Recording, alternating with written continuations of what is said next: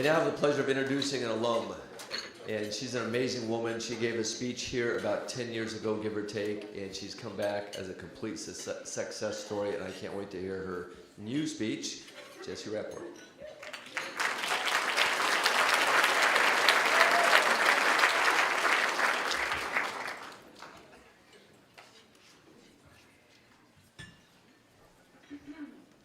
Hello, good morning. I have to say that Southern Oregon University is a really good choice. So. Good morning. As Pat mentioned, 10 years ago, this very breakfast, I stood up here as a sophomore at Edison to share my story for the first time, so it's an honor to be here today.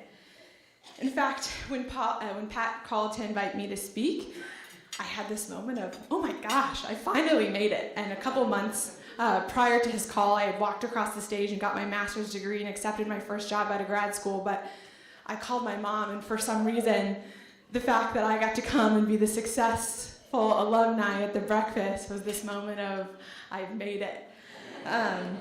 My brain started moving a million miles a minute. What was I going to tell you? What part of my story was I going to share? How could I possibly convey the impact Edison had on my life?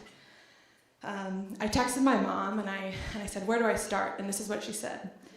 My mom said, my feelings are that the people in the audience are looking for hope that their kids will overcome, be happy, make a life for themselves, and succeed.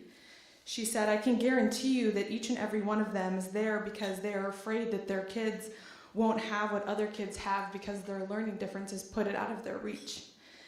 They come to Edison hoping that there will be an answer that unlocks all the potential their kids have. She told me to give you hope. So hopefully I'll do that. I would like to start off by talking directly to the students sitting in the room. I think Pat said there's about 30 of you here. I want to let you know, never be afraid to share your story. By sharing your story, you're advocating for yourself and you're letting the world know what you need to succeed. Find friends, teachers, mentors, and a support system. You learn this every day in your classes at Edison, and in just a moment when I share my story, you'll hear that's the only reason why I've gotten to where I am today, by finding a support system and sharing my story.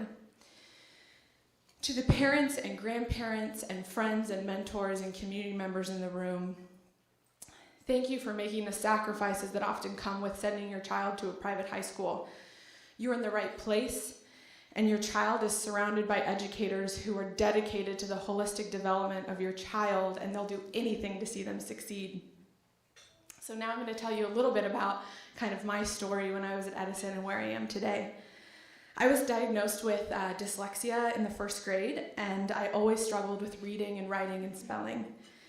I spent countless years being singled out, called out in front of my peers to go to the special education classroom where many of the students struggled with behavioral issues that I just didn't understand. My drive to succeed mixed with my inability to learn at the same rate of my peers turned into a crippling anxiety that defined a large part of my childhood. It all came to a head one morning in the 4th grade where I refused to get out of the car. I told my mom, nope, I'm not going in. And I'm 25 years old and I can remember that morning so vividly. I was emotionally paralyzed, and my parents signed me out of doing state testing because I was traumatized by the fact that I couldn't meet the benchmarks set. My family and I spent the next few years visiting psychologists and therapists and attempting to find schooling solutions, including a pretty failed attempt at homeschooling. My mom essentially moved in to work from the school parking lot as I tried to attend class. They eventually moved me out of public school altogether. I ultimately found peace when I started attending the Portland Waldorf School because there I was able to do arts and movement, a lot of things that I was comfortable in, and it gave me a creative outlet. However, when it came time for high school, I was still at a 3rd grade reading level, and I knew I had to make a change. So I told my mom, let's try public school again. And I went to the local high school, and I lasted 3 days before I called my mom and said, you have to pick me up. I can't do this. It was the same exact feeling I felt in the 4th grade, and she picked me up, and we never went back. I was supposed to be a thriving freshman, and instead, we were kind of at square one again, and my parents didn't know what to do. My incredibly amazing, resilient, and determined parents, however, were there to figure out the next steps. My mom had heard about Thomas Edison and called for help. I was lucky enough to tour with Mr. Dexter and get in the next week. The day I shadowed a current student on my visit, my mom, once again, sat in the parking lot in our blue van, and I made her pull down all the blinds so no one would see her. I didn't want anyone to know that she was there, and this is what I needed to go to school. I was pretty ashamed, and I wanted to hide as much as I could so no students would know my secret, and I hid that the whole time. None of my friends, when I went to Edison, knew until as a sophomore, once again, I was on the stage speaking at the breakfast, and I shared my story. Once I got in, nothing changed magically overnight. It wasn't okay. The next few months were an uphill battle. There were many really long days and tearful mornings, and there were a lot of times where my family and I sort of questioned if high school was even going to happen. We took a baby step at a time. Every morning my mom would tell me, you just have to take it one step at a time. And my mom and I moved into the 5x7 green room in the back hallway, if any of you are familiar with that tiny little room. And teachers would come visit me and say hello until I felt comfortable enough to come out and attend my first class. And you have to understand, I was an outgoing, social, very loud, loved by my teachers, and I never got in trouble. So looking back today, it's kind of hard to think about the little scared girl in the green room, so terrified to face the classroom. And I'll never forget celebrating with my family and teachers the day I was able to attend my first class, Mr. Busick's afternoon health class, soon followed by a yoga class taught by former Edison teacher Callie Alexandra Henley, who I'm lucky enough to call a friend today. My mom was finally able, after I was able to attend those first classes, to move from the green room back out to her office in the parking lot. Hiding, once again, hiding. I remember going out there and visiting her and saying, you have to duck. I don't want anyone to ever see you, because I was filled with so much shame. And I began attending more and more classes day by day, as long as I could go out and check in with my mom. And luckily, we just lived right down the street, so my dad was able to come visit her and bring her lunch. I guess that's funny. But in all honesty, words will never describe to you the gratitude I feel for my parents. I know many of you have made these same sacrifices for your kids to stop what you're doing and move into a van. And that's what my mom did, and that's what my parents did. My mom was the one in the parking lot, but my folks were a team, and without their willingness to do whatever it took, I'm not sure I would be here with the story that I have to tell you today. The Edison staff never made me feel like an outcast, and they created such a supportive environment that one day my parents were finally able to return to their lives as normal, and I began to flourish as a student at Edison. I soon began doing musical theater at Jesuit as a sophomore, and I joined the dance team at another high school down the street. I'd like to think as my breakout role as the cheese grater in Beauty and the Beast. Some people might remember that. So thank you. Having Edison on the Jesuit campus allowed me to be a member of one of the best drama programs in the state, and although at times intimidating to leave the comforts of Edison, being able to join the Jesuit community allowed me to get out of my comfort zone, meet new friends, and get the co-curricular experience that I couldn't necessarily get because of Edison's size. I was vice president of the student council my sophomore year and president my junior and senior year, and I also worked on freshman orientation in the yearbook. Student leadership and involvement was my outlet. It's what got me excited. It's where I got to be. It's where I got to thrive. The classroom was always somewhere where I didn't measure up, and I had to work twice as hard as my peers to be successful. I planned events, led assemblies, coordinated canned food drives, and I volunteered in the community. I was doing exactly what I was meant to do, and I continued on the exact same path when I attended Southern Oregon University and graduated with my degree in communications. I was a resident assistant and a student leader, and I was involved all over campus. And it would seem that everything that I've experienced and all the winding ways of my past has led me to the work that I do today. You will not be surprised to find out that I'm currently the coordinator of student activities at the University of California, San Diego.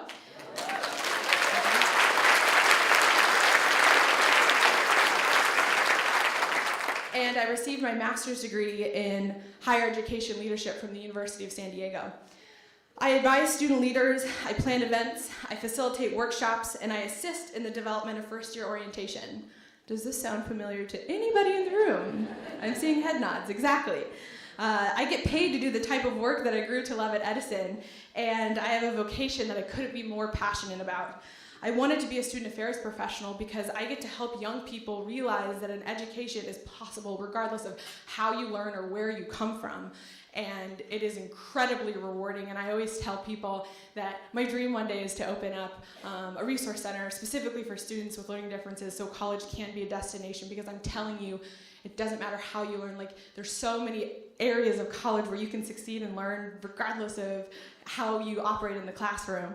I believe it was the same year I spoke at the breakfast. Miss Fells-Russell came as the alumni speaker and shared her speech, and this moment is really, really vivid to me because she talked about getting a master's degree, and I remember sitting in the chairs like you are and thinking, that's impossible, I can't get through a book, I can't write a paper without having 1,000,000 marks on it, so that's completely out of my reach. But I now realize for every student in the room, it's completely in your reach.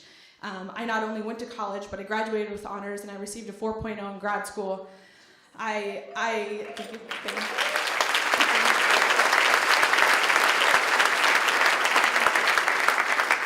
But I succeeded in an academic world that was not made for me because I advocated for myself at every single turn. I registered with the Disability Service Office at Southern Oregon University. You should do that too. I took every single test outside of the classroom with extended time. I had note takers, I used audiobooks, everything they had to give me to try to be successful, I took. I was a member of a TRIO program, a government-funded program for students, low income, first generation, and students with disabilities. There's so much help out there, and I got all of it. And the thing is, my dyslexia will never go away. It doesn't stop. I did the same thing in grad school. I registered in the Disability Services Department in my graduate program. And as I started my first job, I had to have a conversation with my supervisor and say, hey, if I send an email and there's some spelling errors, it's not because I'm lazy or I didn't try. I spend 20 minutes reading an email before I send it, and there's still going to be some spelling errors in there. So you have to let people know. And that's what the advocating piece comes in. And you must continue to tell your story. Through these resources, I created the support system and met mentors that guided me along the way. I applied to graduate school because I had a life-changing supervisor that believed in me, and he helped me believe in myself. He said, Jesse, you can do this. You're good at what you do with your students. Go to grad school, because I never thought that was in my reach. I applied to graduate school, and my mom edited almost every single paper I turned into undergrad, and much to her delight, a fantastically amazing roommate was a English major and getting her master's degree in library information sciences, so she was like a professional researcher.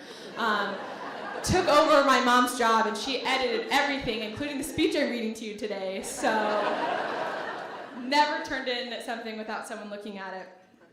And I am the shining example of the fact that it takes a village to be successful. So students, this is the support system I'm talking about. Find yours and show your gratitude every single day. I sobbed uncontrollably as my parents dropped me off at college for the first time. They moved me into my residence hall, and I'll never forget them driving away in the hotel parking lot because I was that little girl in the 4th grade that couldn't go into class. That was the freshman in high school that couldn't go to school. And sometimes I still think about what it was like for my parents to drive away that day, because we had no idea if we were going to be back at square one again. But that day in that parking lot was really, I think, where my story got better. When they drove away that day, I started to participate in international spring break trips. I studied abroad in Winchester, England. After I graduated, I served a year as an AmeriCorps volunteer, and I developed a first-year mentor program for at-risk first-year college students. I was accepted to 5 graduate schools, including New York University. I traveled to Sri Lanka with fellow graduate students to study community models of leadership. I completed a summer internship at Northwestern University. I served as the president of the graduate student government, and I facilitated a social justice immersion trip to Ghana, West Africa with my college undergrads. To all of the students here today, the world is literally waiting for you. Whether or not college is your next step, there's something out there. Edison graduates do big things, so sit here in these chairs today and imagine what you might do. Thank you so much for letting me share your story, but I absolutely can't leave without showing some gratitude to the Edison community that made my dreams possible.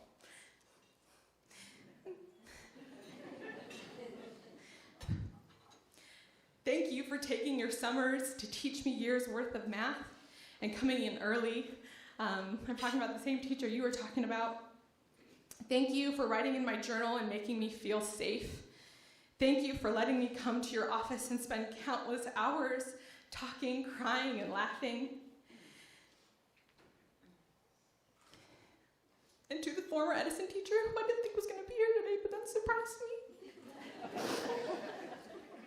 Thank you for writing my first letter of recommendation to get me my first job in college. Thank you for driving the 5 hours down to see me graduate. And thank you for editing all my graduate school submission essays.